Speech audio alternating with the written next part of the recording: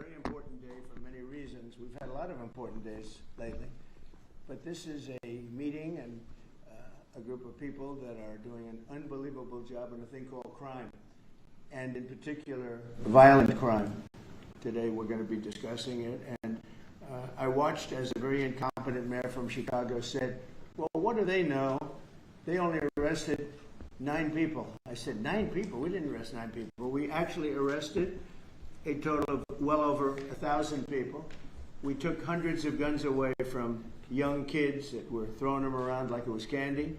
We apprehended scores of illegal aliens. We seized dozens of illegal firearms. There have been 0 murders. It sounds sort of terrible to say. It's embarrassing. I did this over the weekend. I'm making a speech, and I acted like I was so proud. As I said, we've had 0 murders in the last week. And some of these people were from foreign countries. They said, that doesn't sound so good. And I said, well, it doesn't sound good, but Washington was the most dangerous place in this country. And now, you know what? It's probably the safest place in our country. Everyone's starting to come here. The restaurants now you can't get in. Many of them closed because they couldn't open with crime. Everybody before me is happy what I'm doing. Most of you won't say that because you're radical left. The newspapers are so dishonest. The press is totally dishonest, but that's all right. We've gotten used to it. And we won in a landslide, so they obviously lost their power. I mean, it's impossible to imagine that when you get 97% negative stories, purposely negative stories, even though you've done 97% positive things, that you could win an election in a landslide, winning all 7. Think of it, all 7 swing states, winning by the popular vote by millions of votes. We had it fantastic. The best is your districts. Out of 3,000 districts, I guess we won 3,500. We won 2,750, and they won 500. And that's, to me, the best of all. And we had tremendous in every way, the election. And it's hard to believe you can do that when you have a corrupt media. But many of you are corrupt, and it's nothing we can do about it. But we keep winning, and we're going to keep winning. And this whole story on crime is incredible that the Democrats wouldn't be with us. So the mayor of Chicago, I watched him this morning, he said, Trump doesn't know what he's talking about. He only apprehended 9 people. Well, number one, that's false. It's thousands. We'll get into that. But more importantly than anything, we took guns away. We have some of the worst career professionals out of the country already. They've been taken out of the country, and some are in solid confinement because these were killers. We arrested some very bad people. And in the last 11 days, again, I hate to say it because it sounds so ridiculous, but in the last 11 days, we've had no murders. And that's the first time that's taken place in years, actually years. We always have a murder a week. They call it a murder a week. You come here from Iowa, you come here from Indiana, you come here from Idaho, because you're so proud of your country, you love your country, and then you get murdered. Your son gets murdered, your daughter gets murdered, you get murdered. See the media, you get murdered. Many of you have been mugged in Washington, you just don't want to talk about it. And I know that every time I do this with you almost everything, but every time I do this with you people are saying to yourselves, he's right, and then you write a negative story. But we are doing an incredible job. The people behind me are amazing. We're working very well with the Washington police, as you know. The D.C. National Guard is unbelievable. We're also getting tremendous help from Secret Service. And we are at a point where Washington is booming again. People are pouring in like we haven't seen for years. Nobody wanted to come here. They didn't want to come here and get murdered. I have a friend of mine who has a very successful son. And I said, where is your son going to be this weekend? He said, he's going to Washington with his friends. I said, really? Yeah, he's wanted to do it for 4 years, but he couldn't do it because it was so unsafe. And he's a tough kid, too. It's so unsafe. And he ended up staying 3 nights, going out to restaurants all 3 nights. He said it was so beautiful, so peaceful, because all the criminals are either arrested or they're hiding, and we're finding the ones that are hiding. So I want to thank Pam Bondi. I want to thank our vice president. I want to thank everybody standing behind me. Because they are really, Gaddy, you've been unbelievable, by the way. They have done an unbelievable job. They're working 24 hours a day. And Washington, D.C. is now in great shape. I'm going to be working with Clark Construction, which is by far your biggest construction company. And we're going to also beautify Washington. We're going to rip down the broken medians, fix them. We're going to put asphalt on the roads. We're not ripping them apart like these stupid people do. They rip a road down to the dirt, and then they spend 5 years in building the new one, and then it starts settling. You know, the whole thing is so crazy. And they'll spend hundreds of millions of dollars on a road. I'll spend about $2, and it'll look better. So we're going to be replacing medians. We're going to be replacing much of the asphalt in the road, which in the city, which is in bad shape. We have great stripers. We have great contractors, but we have to let them do the thing. The Congress had said that they'll give us whatever money is needed to fix up the Capitol. This is the Capitol. And we're not going to spend a lot. It's going to go fast, and it will be spotless. And we want it spotless for the World Cup and for the Olympics. You saw the World Cup was here the other day. And come to think of it, there's your trophy for the World Cup. In fact, it's solid gold. That's actually solid gold, so heavy that some of the people in this room wouldn't be able to lift it up. I think what I'm going to do is place it right above the angel, right over there. That's solid gold, too. We're going to put it right up there. Look at that. There's a solid gold trophy. They know how to get to me, you know. I like the angel better, to be honest with you. So we're going to sign, and then we'll take a few questions, and we'll tell you how good a job we're doing. We want to go from here to other places, but I was telling some of the people that in a certain way, you really want to be asked to go. You know, I hate to barge in on a city and then be treated horribly by corrupt politicians and bad politicians, like a guy like Pritzker. He ought to spend more time in the gym, actually. This guy is a disaster. Gavin Newsom's a disaster. When we went, we saved Los Angeles. You wouldn't have been able to have the Olympics in Los Angeles. You're barely able to have it now. They did lose 25,000 houses to a fire that should have never occurred, because they didn't let the water come down from the Pacific Northwest, which you guys don't want to write about.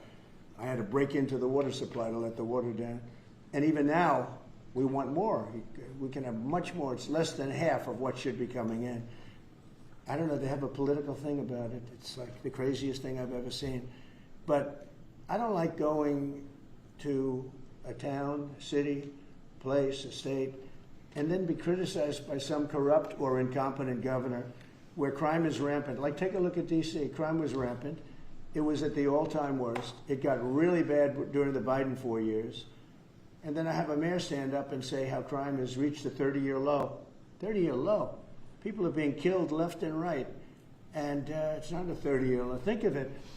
So for 11 days, there have been no murders. The record goes back years where that's happened.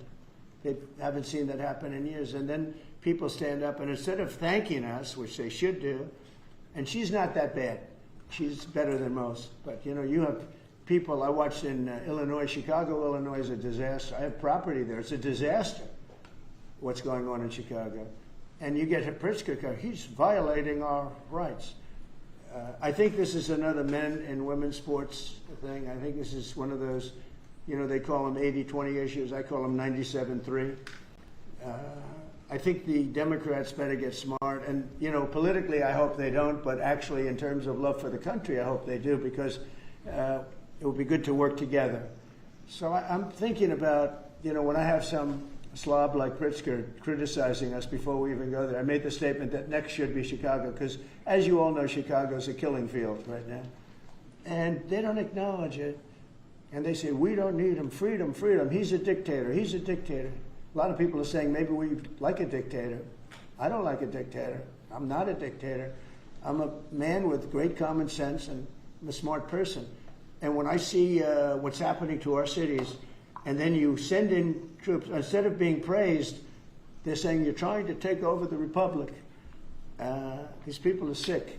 But I'm really saying, and I say this to all of you, in a certain way we should wait to be asked, because they have cities that are so under control, you know, out of control. So we go in and fix it. They take the full credit for it, and they go out and say, I heard it this morning, they're saying how well they've done over the last 10-day period, that they set record lows. They don't say that we're there with very tough people, by the way. They have to pass the toughness test. Otherwise, they're not working for us. So, and we're allowed to do that now according to the United States Supreme Court decision. Now, they have to pass a toughness test. If they're not tough, we don't want them for this job. They might be great for other jobs, but not for this job, because they're respected. You saw the gang of kids, they were all huddled up, and a group of soldiers walked up. They never even got over. Those kids ran back to their homes or wherever the hell they came from. They were gone. This is one of the safest cities right now in the world, as crazy as that sounds. And it took 7 days. It took really 3 days, but we're now on our 11th day.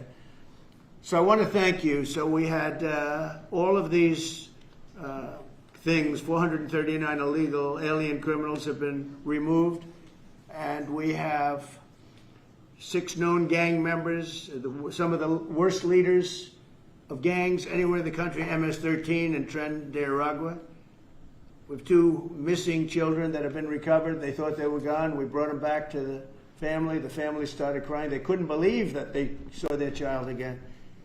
49 homeless encampments have been removed. Like we have the head of South Korea coming in a little while, the president, and he drives down the street.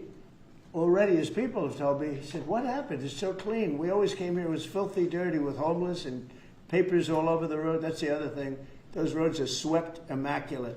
But they're going to be much better in a few months when we put a topping on them. They're going to look like they're brand new. We'll get rid of those rusty old medians that have been crashed into 1,000 times, and they don't fix them. They just let them, they lay them down on the road and they sit there for months. But we don't do that. We don't run things. We run things like we run this. We like clean, we like beautiful, we like safe, and that's what we're getting. So I'll start signing the executive orders. To me, this is a very, very big deal. One of the executive orders has to do with cashless bail. That was when the big crime in this country started. And I can tell you who did it, when, but I don't want to do that because others followed pretty quickly. But that was when it happened. Somebody kills somebody, they go in, don't worry about it, no cash, come back in a couple of months, we'll give you a trial. You never see the person again. And I mean, they kill people and they get out. Cashless bail. They thought it was discriminatory to make people put up money because they just killed 3 people lying on a street. Any street all over the country, cashless bail. We're ending it, but we're starting by ending it in D.C., and that we have the right to do through federalization.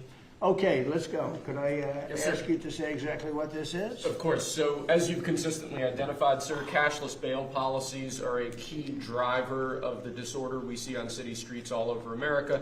Catch and release system allows criminals to keep going back out onto the street and reoffending.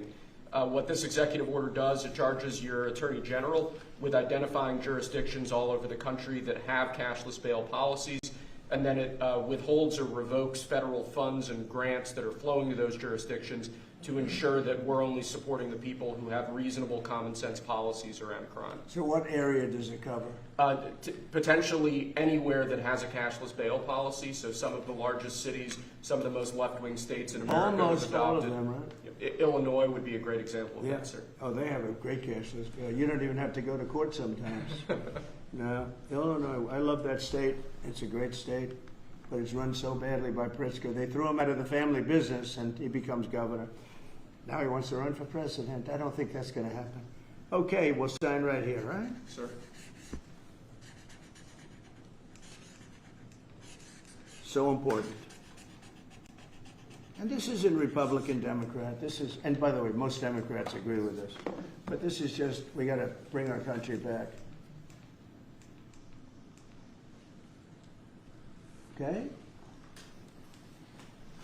That's a big one. Also on the issue of cashless bail, sir, this is a D.C.-specific executive order. In addition to the measures that we're taking that are quite similar to what we're doing around the country, in D.C. in particular, the objective is holding as many criminal defendants in federal custody and subjecting them to federal charges as possible. That means that they'll be held pre-trial in federal jail as opposed to just being cut back out on the streets due to a cashless bail policy. Okay? And we have the room. And by the way, the prison they have in D.C. is horrible. It's horrible. People were subjected to live in that dog trap for so long, so unfairly. I have stories, you'll be hearing about them. That prison is horrible. Okay? This is an executive order that contains a number of additional measures relating to crime and law enforcement in Washington, D.C. It charges, for example, your Secretary of Defense with establishing specialized units in both the D.C. National Guard and the National Guard units around the country, specifically trained and equipped to deal with public order issues. It charges all of your various federal law enforcement agencies with hiring additional personnel to allow them to surge personnel to Washington, D.C. to deal with the current emergency here. It does a number of other things in that space, and it also asks the Attorney General to look at D.C. Metropolitan Police general orders that have currently impeded law enforcement efforts in the city, and to potentially look at unwinding those that are stopping the police from doing their job effectively. And are we going to ask this to be codified by Congress, all of these things? I think we could potentially, yes, sir. I think so. I think we should. I think we'll get it. I think Democrats will vote. Well, it's hard to believe that they might not, but I think Democrats will actually vote for this.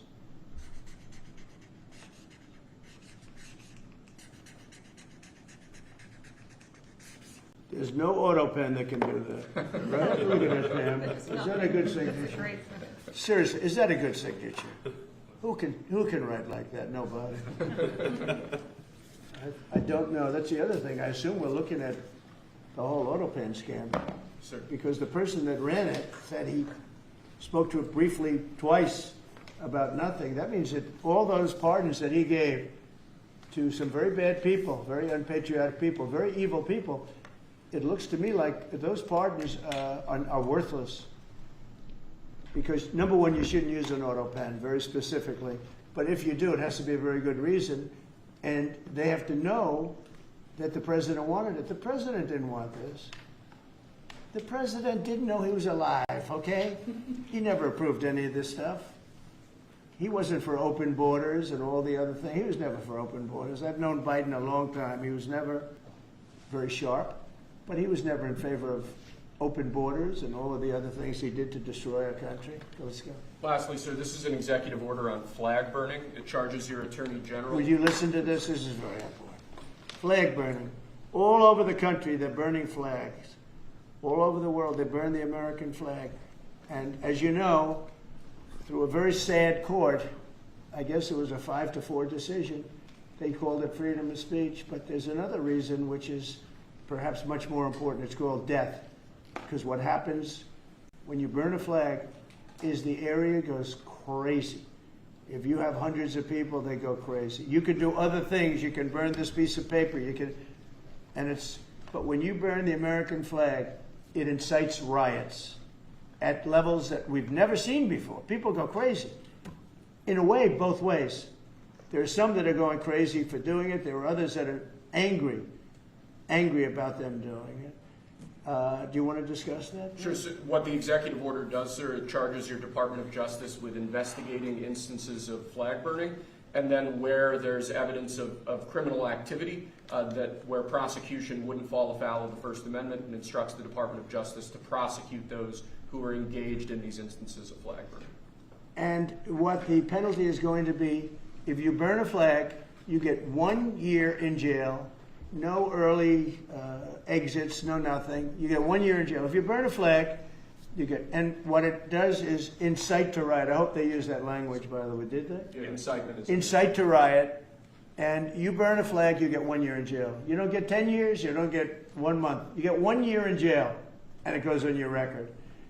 And you will see flag burning stopping immediately, just like when I signed the Statute and Monument Act. 10 years in jail if you hurt any of our beautiful monuments. Everybody left town. They were gone. Never had a problem after that. It's pretty amazing. We stopped it. But this is something that's, I don't know, in a certain way it's equally as important. Some people would say it's more important. Because the people in this country don't want to see our American flag burned and spit on. And by people that are, in many cases, paid agitators. They're paid by the radical left to do it. You talk to these people, they don't even know, half of them don't even know what they're doing. They say, I don't know, they gave me money to do this. I see the same things that you do. They're bad people. They're trying to destroy our nation. That's not working, because I think our nation now is the most respected nation anywhere in the world by far. You saw that with the European leaders on Friday. You saw that with NATO, where they agreed to go from 2% no pay to 5% fully paid up, trillions of dollars paid, where they respect your president to a level that they jokingly call me the president of Europe. They call me the president of Europe, which is an honor. I like Europe, and I like those people. They're good people. They're great leaders.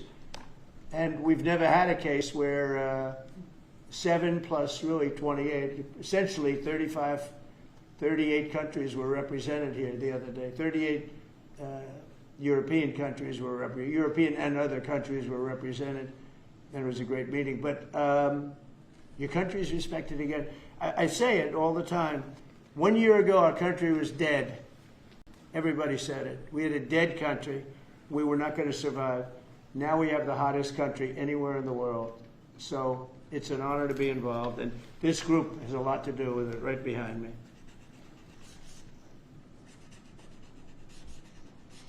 Does anybody behind me have anything? Pam, would you like to say something? Sure, President. Thank you for keeping D.C. safe.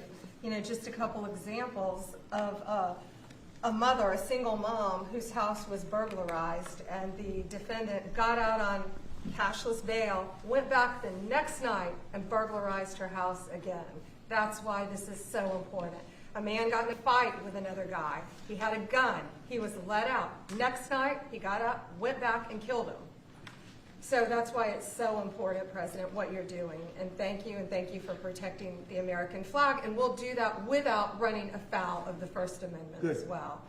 And President, I think I think Gaddy Serralta had something he wanted to give you on behalf of all the law enforcement who are out there every single night. Yes. Thank you for putting me in charge of this surge as the director of the United States Marshal Service. It's the oldest law enforcement agency. It was created in 1789. So on behalf of all the federal law enforcement agencies that we're working with and those that have yet to join the team, we thought it was only appropriate to present you with an honorary United States Marshal Service badge. And this badge comes with this little item right here, which is a handcuff key, Mr. President, because you continue through your policies and your efforts with your staff to unhandcuff law enforcement officers all over this nation. And I can tell you personally that they thank you for that. Thank you. That's beautiful. You can continue unhandcuffing law enforcement. That's a very great honor. I'll save that and put it someplace up, which is important. Thank you very much, Gad. Appreciate it. Thank you very much. Really nice. Thank you. That's very nice. Thank you. Well, we love those people. They're brave and they love our country and they don't want to see it. Do you know how many people volunteered for this job? And before I ask the VP to say a few words, because he feels very strongly about it, I think it's very important, Pam, that when we do this, that a state required, they come and ask us. I mean, I see Pritzker saying, we don't want them. In the meantime, his city is being shot to hell. And they do that politically. And they probably do want it. If we didn't go to Los Angeles, you would literally have had to call off the Olympics. It was so bad. And the sheriff and the law enforcement people, but the sheriff said, and he came out very strongly, he said, if we didn't have these people, we were not able to control it. Now, 4 days later, after we had it totally under control, we did that quickly. He changed his tune a little bit. Well, I think we could have done it. They were dead. If we didn't send in the troops, Los Angeles was dead, the Olympics was gone, the World Cup was gone, everything was gone. We did a great job. And Newsom, he's an incompetent governor. But I think people should want us to be there because otherwise all they'll do is complain as we do our job. So we'll have to think about that, okay? We go in, like in Washington, we go in and the people that are here that have been doing, I don't want to say terrible because she happens, she's a nice woman, I guess. I don't care about if she's nice, I really don't care.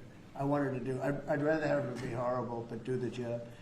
But we come into Washington and we have the 11 best days they've had here in 2 centuries. I mean, they've never seen anything like it.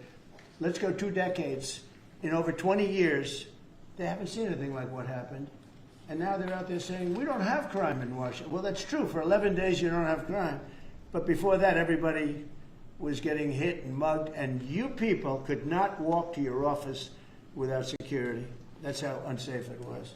So I think we should really let them have their city, let their city go to hell, and when they come and beg us to help.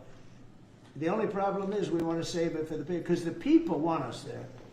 The people here, 95% of the people here want us. The real people, not the people you find on, I don't know where you find these people. You have one person has a broken nose. Where'd you get it? Well, I was mugged. Good. Do you want to see Trump here with? No, I don't want. The woman has a broken nose. She got mugged. But she's saying she doesn't want any protection. It's all made up fake news. It's just fake news. I don't know where you find these people. Anyway, would you say a couple of words, please? And then I'm going to ask JD to say something. You have done an unbelievable job in a short period of time. Thank you, Mr. President. Highly recommended by you know who, right? Yes, sir. Do you want to say his name? Mr. Youngkin, Governor Sir. Youngkin. Yes, sir. We stole you from He Governor called Youngkin. me. He called me. Glenn Youngkin called, and he said, "I have somebody who's really fantastic." And based on that recommendation, here you are, and you've done a fantastic job. I appreciate it. Thank you, Mr. President. Thank you. Go ahead. The men and women of the Metropolitan Police Department are back. They enjoy doing their job again. They feel the ability to go out and be law enforcement officers. They feel that they're connected to their communities again. They are making a difference.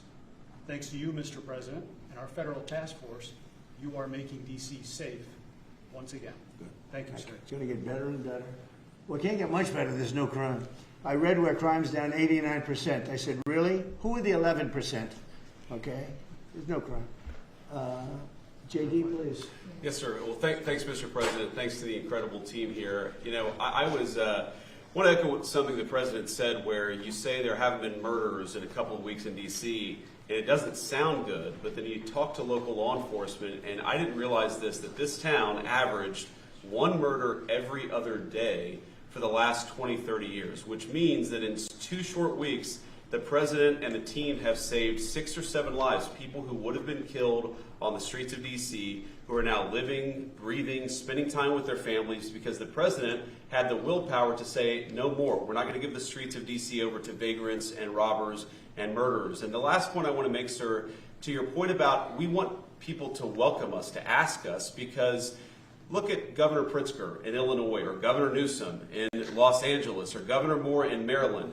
They are angrier about the fact that the President of the United States is offering to help them get their crime under control than they are about the fact that murderers are running roughshod over their cities and have been for decades. Why are Democrat governors angrier about federal law enforcement helping clean up their streets than they are about the fact that those streets need to be cleaned up to begin with? It shows a real sickness in the head. And I agree with the President of the United States. I think most Democrats, rank and file, nobody likes crime. Republicans don't like crime. Democrats don't like crime. Independents don't like crime. Why are Democratic governors doing everything in their power to make crime easier to do in their cities? It doesn't make an ounce of sense to me. But, Mr. President, I appreciate you being willing to help. And I hope these governors take you up on the offer because we should clean up all of America's streets. It's the right of every American to live in safety and comfort in their community. And we've got the people to do it. They're signing up like they've never signed up before. Our military, as you know, during the campaign, nobody was signing up. We were way short of their goal, we were understaffed. Nobody wanted to be in the military. Nobody wanted to be a policeman. Nobody wanted to be a fireman. They didn't want anything to do with the country. We had an incompetent, grossly incompetent president who frankly should not have been there. He should have never been there. The damage he did to this country is incalculable. I mean, just what he has done. So much of our effort are getting murderers and jailbirds and people out of this country who are drug dealers at the highest level. So much of the energy of people that he led in, it was an unforced error.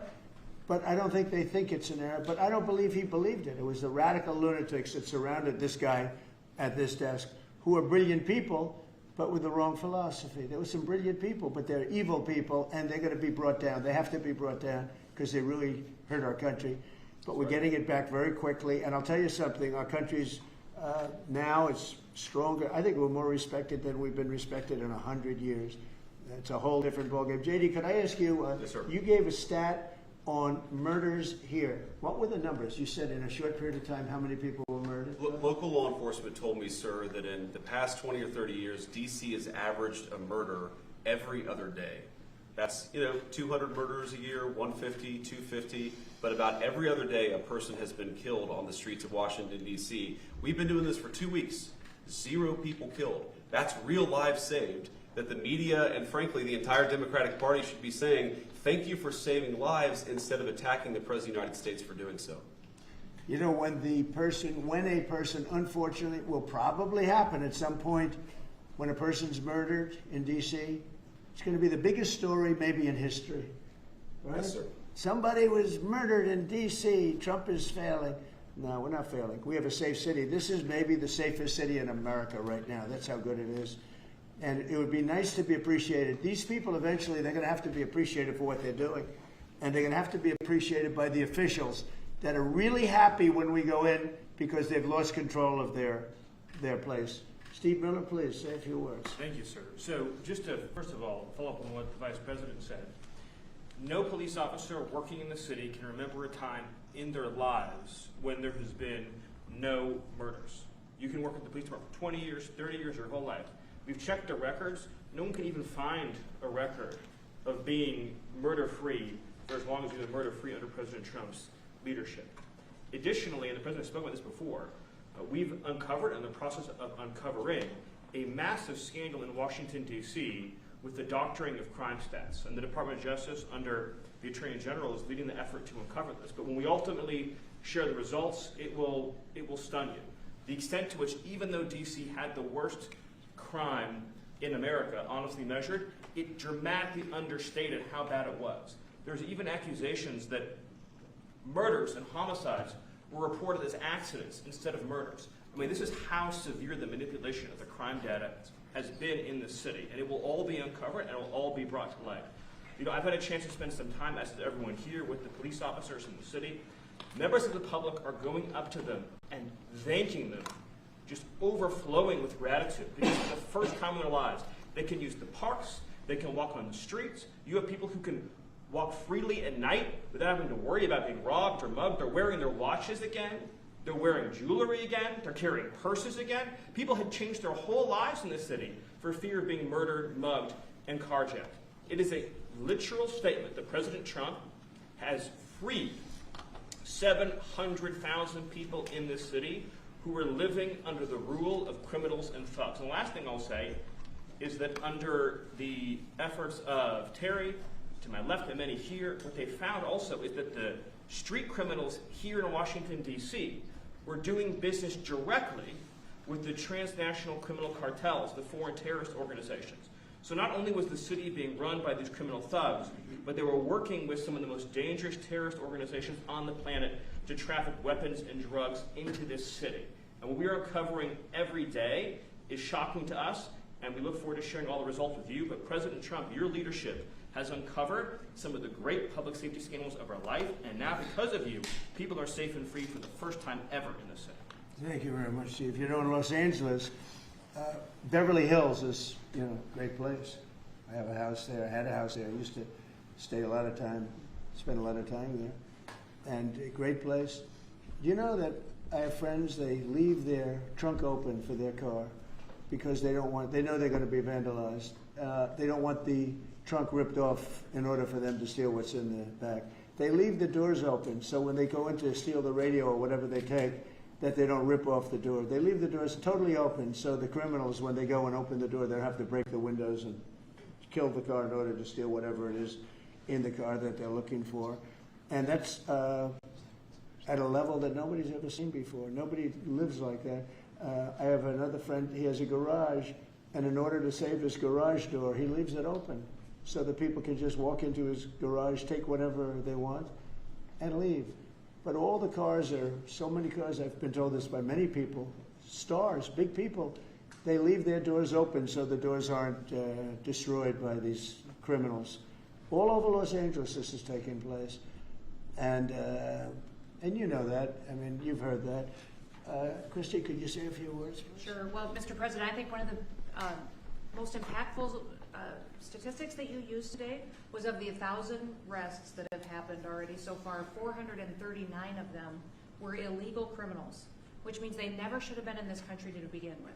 But they were in this country, invaded over our southern border or our northern border or maritime seas, and then they committed crimes against the American people. So by getting those individuals incarcerated, we've stopped those violent crimes from happening here in the city. And sir, they do, exactly like Stephen was talking, they have ties to cartels, they have networks across this country and other cities. So by what you're doing here is gonna have a ripple effect in Miami, in Chicago, in other cities, because you're grabbing those networks and giving us information and targeting information to go and get more criminals across this country. So thank you for the work that you're doing. We have ICE and CBP, Federal Protective Services, Secret Service, HSI, all of our officers are working with all the other agencies every day here in DC, and they're so proud to have this kind of partnership. So Yeah. we're so glad that you're letting them do their jobs again. And I don't know if you've heard, sir, but the recruitment campaign for ICE, when we were going to hire 10,000 new officers, we've got over 130,000 people that have applied and raised their hands and said they want to work with ICE. So no matter what the fake news says or what the media says about ICE not having support, they've got incredible support from the American people. People want to join them and help them do what they're doing to make America safe again. So thank you for the I was going to opportunity. say that our recruitment drive, it was dead. During the campaign, they couldn't get, every story was the Army can't fill up, the Marines, none of them could fill up. They were way behind. We couldn't get anybody to go into the military, couldn't get any police. We have just set records on everybody wants to be in, everybody wants to go in. And we're taking incredible people. I mean, the level of, because of the Supreme Court, it's based on merit. It's all based on merit now. It's not based on anything else. You gotta, if you need strong people, you have to get strong people. It's all based on merit. But we're setting records in the Army, Navy, Air Force, Marines, the Coast Guard. One of my favorites, because I happen to have created it, Space Force. We're very proud of Space Force. It's amazing what it's doing. We're leading in space now. China was killing us. Russia was beating us.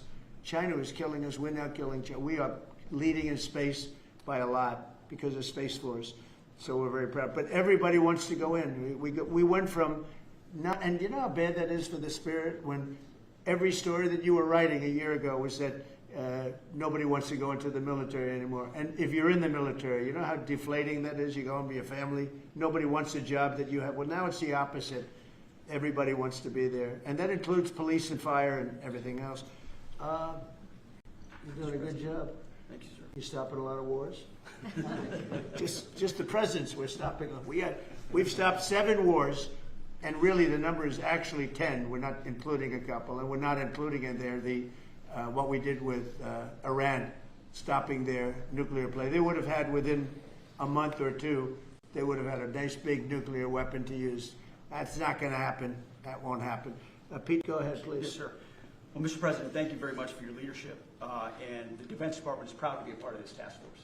Just like we have been down at the southwest border, where crossings are at 0. We've got national defense areas where we're working with Border Patrol to secure the southern border for the American people. Just like Los Angeles, where ICE officers deserve to do their job without being attacked, we're really proud to be a part of defending the nation's capital and ensuring it is safe and beautiful and working with law enforcement. And Mr. President, let me tell you, the morale of the troops, getting out there talking to them, they love this mission. They're grateful to be doing it, whether they're DC National Guard or other state National Guards. And at your direction as well, sir, it's just common sense to make sure they're armed as well. And so we're rolling out ensuring they're armed, capable of defending themselves and others if need be, supporting law enforcement, and we're proud to be there, sir. Well, look at the mission you just accomplished with Iran. 36 hours back and forth, flawless. Every bomb hit its target. They went right down those chutes, dark at night, no moon, no nothing. Every target, every bomb went right down. They have a chute that goes right down deep into the mountain. And they shouldn't have put ventilation in, I can tell you, because we use that for our advantage. But what they did, and we had the pilots and even the people that took care of the planes, we had a whole group of people at the White House a couple of weeks ago. And you know, I didn't realize this, but they said, we've been looking at their predecessors, and then these were the pilots. They said, we gave them beautiful medals. And I'll show you the medal. Gave them the medal just like this. See? Just like that. They were so happy. Gave a lot of them out for that. It was an incredible job. You know, we had 52 tankers. People don't realize, so that they could refuel. We had many fighter jets, F-22s, F-35s. We had many. It was an amazing operation. It was flawless. Compare that to the operation when they went in with the helicopters crashing and everyone running around the desert, and the prisoners being taken, and that was Jimmy Carter. And what a horrible thing. This was the exact opposite. This was the exact opposite of what they did in leaving a very, very nice place. The Taliban runs a tough operation in Afghanistan, and I think it was the most embarrassing day in the history of our country. That was Biden. I was leaving, and we would have left through strength, tremendous strength. We would have kept Bagram, which is the air base, one of the largest runways in the world, one of the most powerful. You could land anything on it, many, many feet thick. You don't build them that way anymore. You can't. But we left it, and now China's occupying that air base. This was the most incompetent administration in history, the Biden administration. And you're just lucky that they lost, because if they won, you wouldn't have a country anymore. And so, Pete, you started up by saying the Department of Defense. And somehow it didn't sound good to me. You know, it didn't sound good. Defense, what are we defense? Why are we defense? So it used to be called the Department of War. And it had a stronger sound. And as you know, we won World War I, we won World War II, we won everything. Now we have a Department of Defense with defenders. I don't know. If you people want to, standing behind me, if you take a little vote, if you want to change it back to what it was when we used to win wars all the time, that's okay with me. All right? That's coming You soon, go. sir. You let me know if you want to do it. I think Department of War. It just sounded bad. He said, "Sir, on behalf of the Department of Defense." Defense. I don't want to be defense only. We want defense, but we want offense too, if that's okay. So you'll make a decision. But you know, as Department of War, we won everything. We won everything. And I think we're going to have to go back to that. In the meantime, I've stopped all of these wars. I've stopped them. A big one would have been India and Pakistan. But we stopped them all. We stopped 3 wars. Go to Africa. They like to say, oh, you know, let me tell you, I love black people. And I did great with the vote with the black people. But they say he's a racist, he's a racist. I said, really? For 35 years, a war raged between Rwanda and the Republic of the Congo. And it was a vicious war. 9 million people were killed with machetes, largely. Hatchets, machetes. That went on for more than 30 years, but 34, 35 years. And I stopped it. In fact, the presidents are coming in a week or two to sign we have the foreign ministers, it's all signed, the war stopped. But I got it stopped. It saved a lot of lives. The Congo, it's deep into deepest, darkest Africa. I got that war stopped. Nobody else could have done that. We did a lot of jobs. We did a lot of wars were stopped that nobody thought would even be possible. And I'll tell you what, the war with India and Pakistan, that was the next level. That was going to be a nuclear war. They already shot down 7 jets. That was raging. And I said, you guys want to do trade? We're not doing any trade. We're not doing anything with you if you keep fighting. You get 24 hours to settle it. They said, well, there's no more war going. And I used that on numerous occasions. Trade, I used whatever you had to use. But we got 7 of them stopped. And the one I thought would be easiest, frankly, was going to be Russia and Ukraine. But that turns out to be some big personality conflicts. It's one of those things. But we're going to get that stopped eventually. We're going to get that stopped too. 7,000 soldiers died last week. Think of that, 7,000. I usually say 5,000, but 7,221 soldiers died last week in the fighting between Ukraine and Russia. And they're not our soldiers, but they're souls. They're living souls, and they leave their homes, and they wave to their parents, and their parents are so proud as they leave in a beautiful uniform, and a week later they get their head blown off by a drone. New form of military. It's a whole new form of fighting. So I would just like to thank the people that are behind me. Thank you very much. You've done a fantastic job. I appreciate it very much. We're doing a real job, and I'm so proud of DC. I passed it 2 days ago, and all the garbage is off the streets. It's terrible. I came in a month and a half ago. I'm driving down and I see garbage all over the place. The streets were a pigsty. Like I won't use the city's names, but you know what I'm talking about. There are plenty of them outside of this country and inside of this country. Baltimore is a horrible, horrible deathbed. It's a deathbed. I know Governor Moore said, oh, he wants to take a walk with me. He meant it in a derogatory tone. I said, no, I'm the President of the United States. Clean up your crime and I'll walk with you. But it's tremendous crime. But he was trying to be derogatory. He doesn't have what it takes. But he's trying to be derogatory. And I met him at the Army-Navy game. They said, oh, there's Governor Moore. He'd love to see you. He came over to me. He hugged me, shook my hand. You were there. He said, sir, you're the greatest president of my lifetime. I said, but it's really nice that you say that. I'd love you to say it publicly, but I don't think you can do that, so it's okay. But no, sir, you're doing a fantastic job. I want to just shake your hand. Thank you very much, Governor. That was it. And then every time I see him on television, he's knocking the hell out of me. So, but that's all right. That's called politics. But Governor Moore's he's doing a bad job.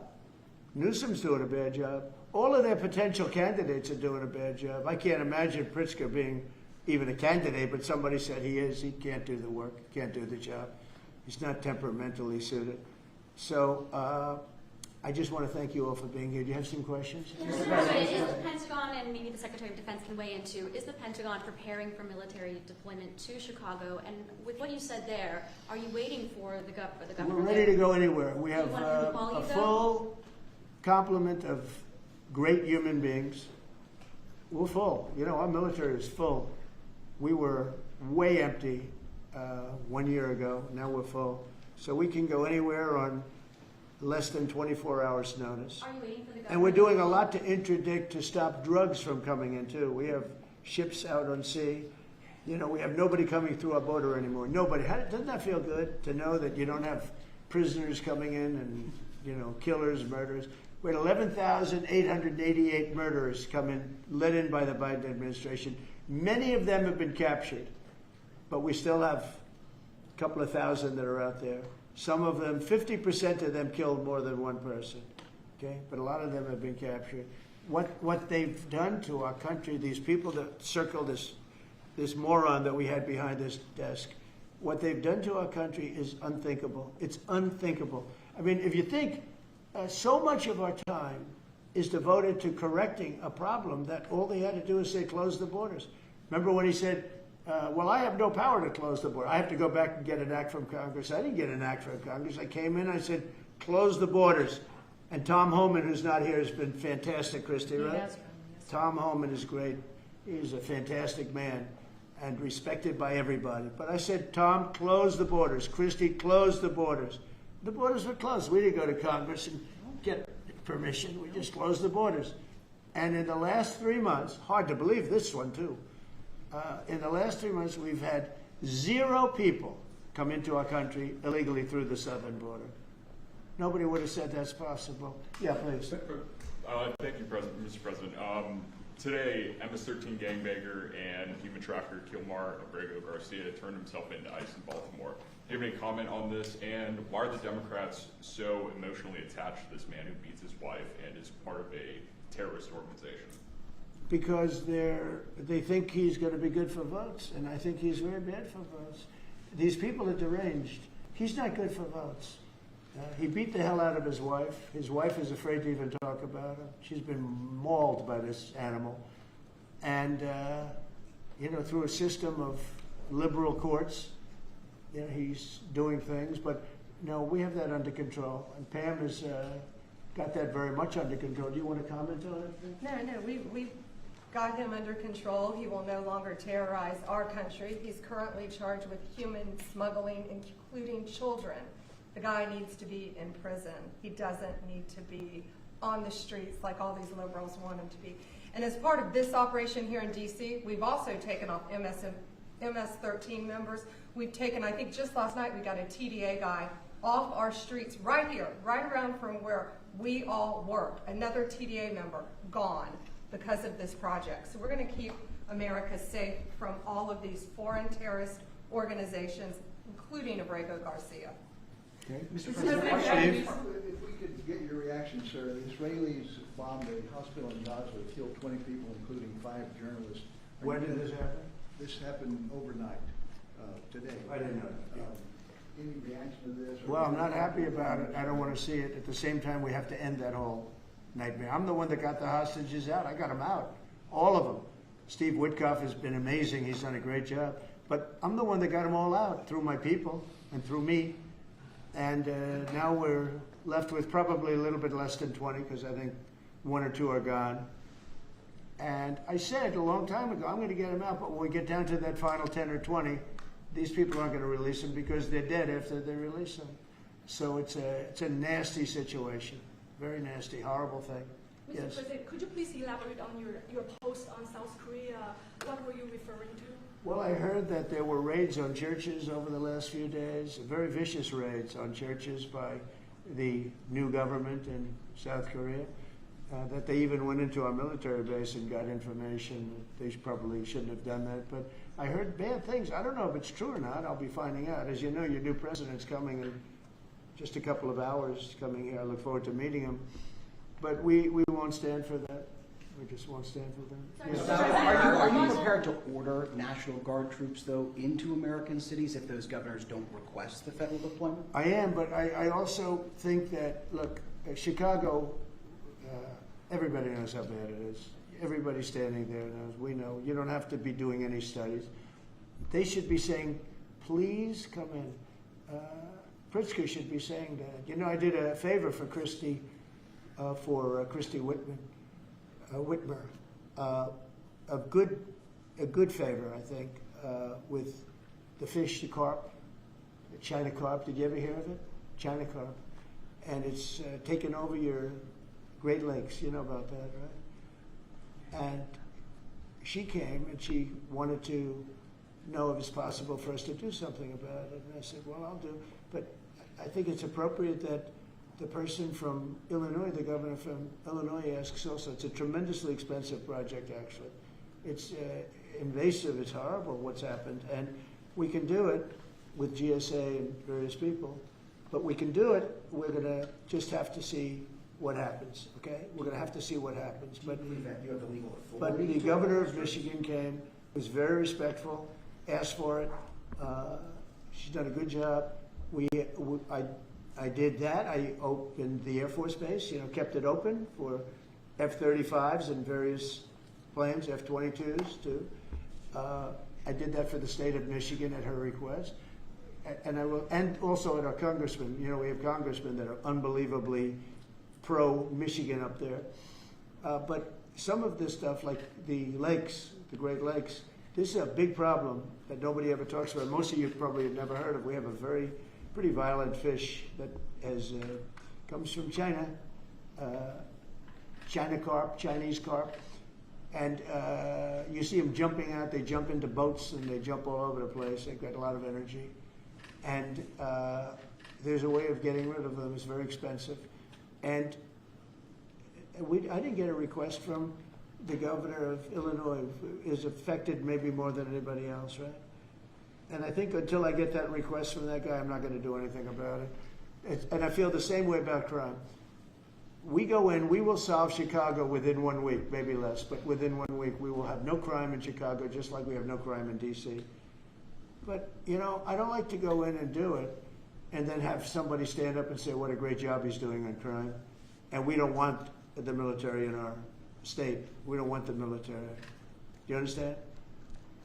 Do you understand that? Yeah, these governors will say. So I don't know. So there is no we're going to have a little emergency meeting. I response. think, I feel like we go in and we do it, like here. To a lesser extent with the mayor. She hasn't been terrible, but she hasn't been, exactly saying, oh, great. She did say last night, I heard her say that, well, we really don't want the military in D.C. Well, that's, not very nice, I guess. That's a little bit of a hit. But she's not as bad as some. We saved Los Angeles, and all we did is get criticized by this idiot that's running the state into the ground, right, where people are leaving. He should be thanking us, and he should be requesting us to be there. And the governor of Illinois should be. Chicago's a disaster. And the governor of Illinois should say, President, would you do us the honor of cleaning up our city? We need help. They need help. They need help. So are you But waiting without for that the- request, We may wait, we may or may not. We may just go in and do it, which is probably what we should do. The problem is, it's not nice when you go in and do it and somebody else is standing there saying, as we give great results, say, we don't want the military. They need help badly. Chicago desperately needs help.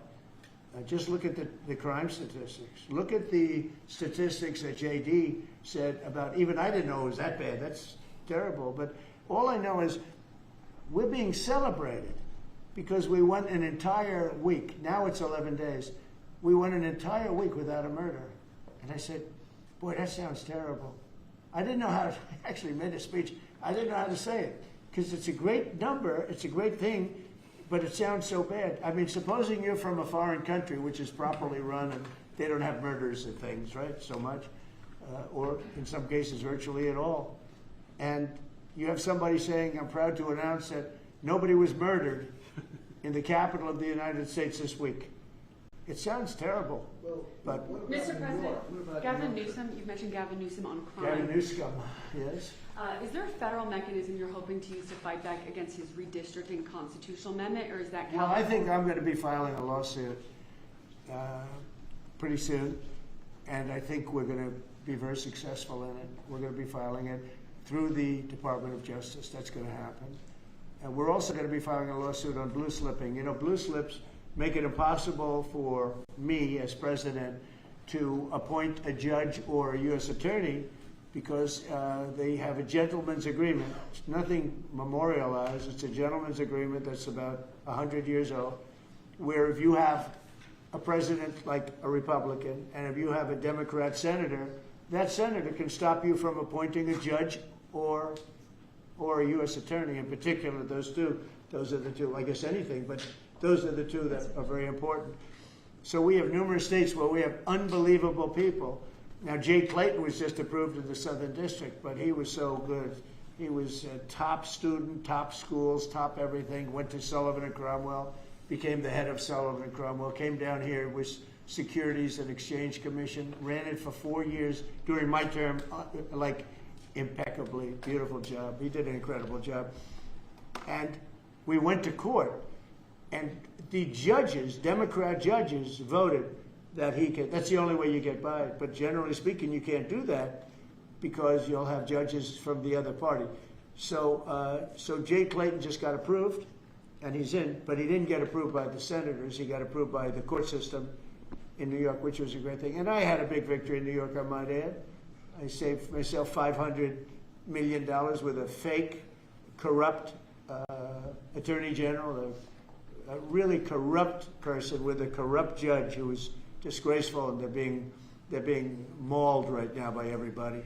It's so corrupt, and it kept business out of New York, stuff like that. But the appellate division vacated all of that stuff that you read about, and we're going to do a big number on that whole thing.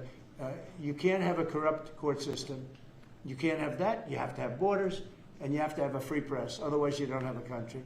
But you'll be hearing about the blue slipping, because if you have you don't need two senators. You just need one Democrat senator with a Republican. The only person that I can get approved are Democrats or maybe weak Republicans, but we don't want that.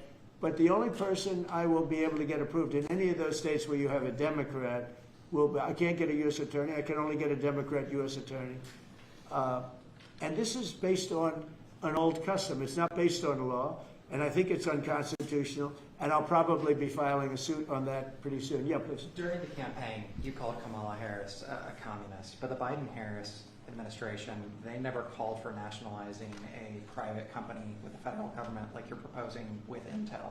What do you say to some who say this is a bit hypocritical, and is this the new way of doing industrial policy? Yeah, sure it is. I want to try and get as much as I can. If people come in and they need something, as an example, as a real estate person, if I have an agreement and I have any form of a stopgap where I can stop somebody from doing something, right? I have a covenant in an agreement, and they come to me and they say, would like you to would like to do something, but you have us restricted.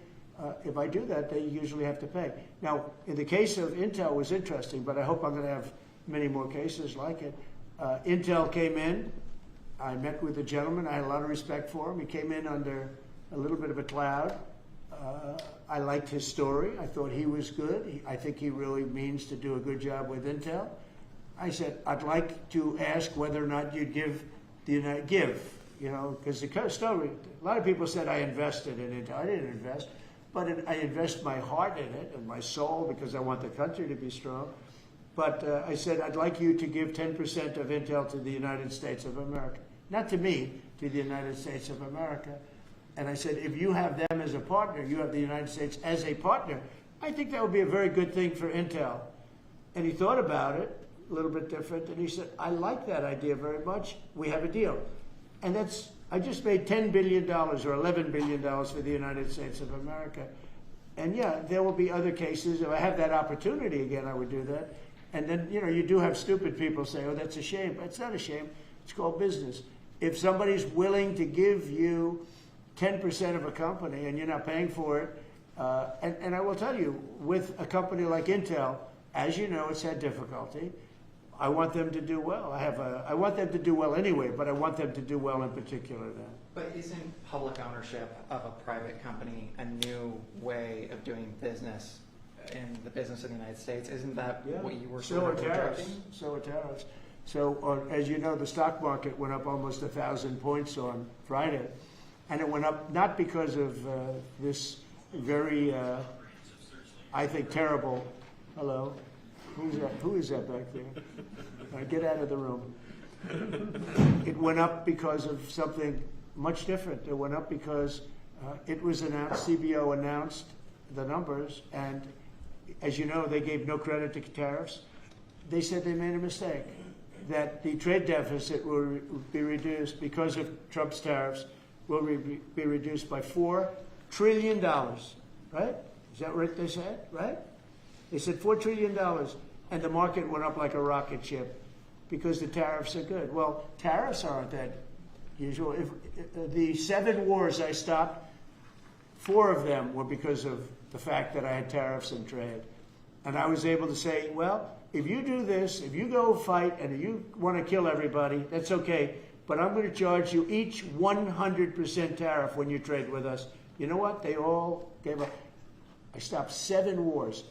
Numerous of them was because of tariffs. So, you never knew the word tariff. It didn't exist really, essentially, in this country until actually in the 1870s up till 1913 it existed. And we were the richest country. We were richer then, proportionately, than at any time in the history of our country. And then, stupidly, in 1913, they said, let's go to the income tax way of life. Let the people pay instead of foreign countries. No. We're taking in trillions of dollars in tariffs, and we're stopping wars because of tariffs. So that's not so normal either. But you know what? Other countries did it to us, and now we're doing it to other countries. You ruled out boots on the ground in Ukraine, but how would air support as part of a security guarantee be any different? Those U.S. Well, you really went from one question to the next. You go from one. I expected he'd at least challenge you. Now we're talking about boots on the ground. But U.S. air assets over the skies of Ukraine as part of a security guarantee, wouldn't those U.S. airmen also be Well, in you danger? don't know what security guarantee is because we haven't even discussed the specifics of it. And we'll see. Number one, Europe is going to give them significant security guarantees, and they should because they're right there. But we'll be involved from the standpoint of backup. We're going to help them.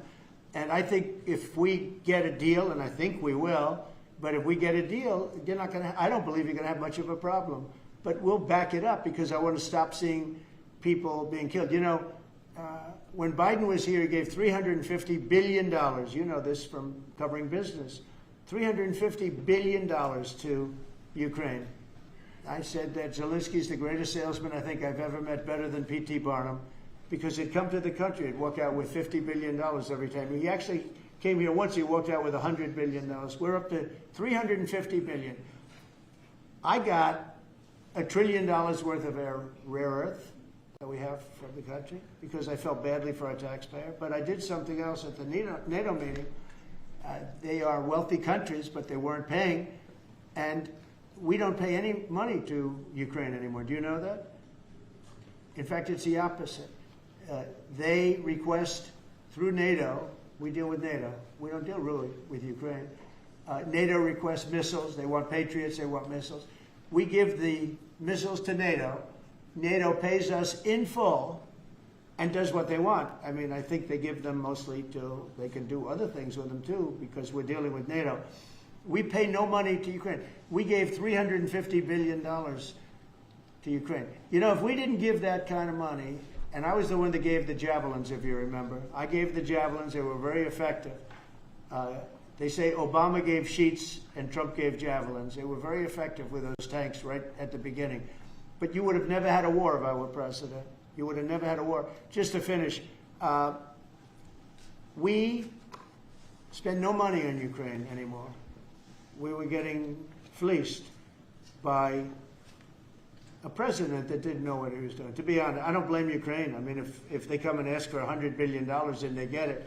But we were in for $350 billion. Now, we make money. I don't want to make money on Ukraine. I want the war to end because I want to save all those lives. I want to just say, but just so you understand, we're no longer losing money on that thing. We were losing money hand over fist. And now we don't lose any money. Now we sell weapons to NATO. Because NATO agreed, because of me, to go to 5%. They had 2% and didn't pay. Now they have 5% and they're all paid up. So they have trillions of dollars and they give us that money. But I really want the war to end, and we're going to get it ended. Mr. President, we want the historic summit here with Ukrainian President Zelensky and European leaders all met here with you at the White House. You said you wanted to get this done bilateral as soon as possible. Have you spoken to Putin since last Monday? Since Yeah, I have. What is your conversation? Or can you share? Every conversation I have with him is a good conversation, and then unfortunately a bomb is loaded up into Kiev or someplace, and then I get very angry about it. I think we're going to get the war done. It's tough. I thought that would be, of the 7 that I settled, I thought that would be the easiest of the group. See, you never know what's going to happen. You know, war, strange things happen in war. The fact that he went to Alaska, our country, I think was a big statement that he wants to get it done. That was not easy for him to go to Alaska, you know, for him to come here. But the fact that he showed up on a very successful day, it was a very successful day for other things. Because, you know, we're also talking about missiles, nuclear. We're talking about a lot of different things. We're talking about limiting nuclear weapons. We'll get China into that. We have the most. Russia has the second most, and China has third, but China is way behind, but they'll catch us in 5 years. We would like to denuclearize. It's too much power, and we talked about that also. That's part of it, but we have to get the war over with. On Baltimore, sir. Thank you. On Baltimore, you said that you are going to have to reconsider bridge funding. Is that contingent on Westmore cleaning up the streets? No, we were very generous to him on a bridge. You know, a boat ran into a bridge and the bridge came down like I've never seen anything. The boat was just, it just shows you the mass of that boat, the power of that boat. You know, people were up on that bridge, painters. They were painting the bridge and they were watching it happen. And they thought they were very safe. They all died. They were painting the bridge, can you imagine? And they watched the boat. The engines were off and they watched the boat. And the power of that boat, the mass of that boat, went right through that steel just like it was nothing. It's amazing. It's called mass. Mass is a big deal. But the mass of that boat, those people all died. But they thought they were totally safe. 2 of them, they were eating their lunch. They were, you know, whatever. They were watching it. They could have gotten off. Somebody did a very good job. A police officer called in and said, close the bridge. And he did it with power. Get everybody off the bridge, close that. That guy should get a medal because he stopped the bridge. A lot of people would have died. A lot more people would have died. The ones that died were the workers on the bridge. And they thought there was no danger because, you know, it's a big steel bridge. And it came down like toothpicks. It was incredible to watch that. It was just, and they died. They all died. But that police officer, again, the police do a great job. The police officer did an amazing job. And I heard the tapes. he would say, get everybody off it. Most people wouldn't have said that. You know, when you see a thing like that, you assume it's going to, you know, tap the bridge and it's going to be rebuffed. The thing just came down. I've never seen anything like it. So he did a good job. In fact, I think we should get him in for a medal. The man that gave the warning, I listened to him. Everybody get off screaming. Everybody off. He had the sense to realize that this could be a catastrophe as opposed to a ship that, because the engines weren't working, it was just floating. It's an amazing thing that a thing floating like that with no power just knocked it right down like it was nothing. So Let's do that. Let's give him a medal. I've been thinking about that. Mrs. President, do you plan to investigate Chris Christie? Say what? Do you plan to investigate Chris Christie? Look, Chris is a slob. Everybody knows it. I know Chris better than anybody in the room. I always felt he was guilty. But what he did is he took the George Washington Bridge, which is very serious. He closed down the George Washington Bridge. And you had medical people, you had ambulances caught up. This thing was closed down. And obviously he knew about it. But he blamed the young lady that worked for him and another person, and they got into a lot of trouble. She ultimately was, I don't know, exonerated, but she got out of it a little bit. But she went through hell. She was a young mother, nice person. I knew her a little bit. And another man went to jail, and Chris got off.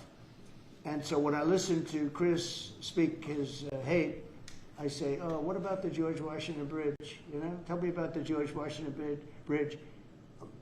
He blamed other people, but he knew all about it. So no, I don't know if they want to look at it. It's not for me. If they want to look at it, they can. You can ask Pam. I think we have other things to do, but I always thought he got away with murder.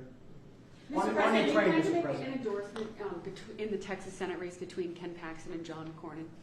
Well, I'll make up my mind. I like them both. The worst situation I have is when I have two people that I get along with well. I hate it.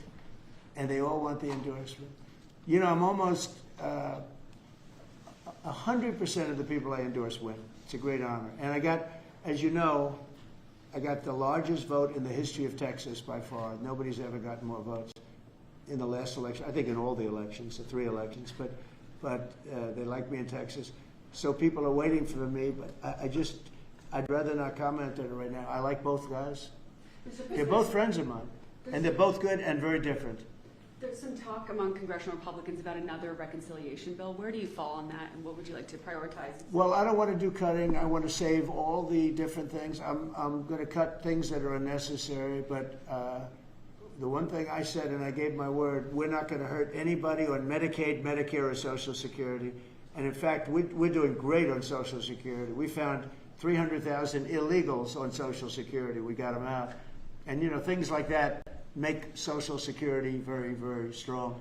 So, no, I am very big into certain things, and one of those 3, you could say 3 of those things are Medicare, Medicaid, Social Security. We're going to protect it.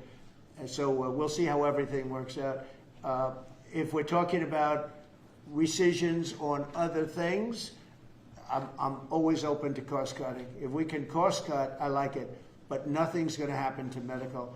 We have something coming up, Favored Nations, where I'm going to be reducing drug prices by 1,500% where a pill that sells in Germany for $10 costs $150 here because of the bad price. And I was all set to do it, and then we had the COVID come up, and I had to focus on that because we had the greatest economy in history my first term. I will tell you that we are going to be doing numbers on the cost of drugs in this country that I'm not talking about a 20% decrease, which would be great. I'm talking about 1,000% decrease. We're talking about where a product would sell for $80 in Germany and $1,300 here. We're not going to do that.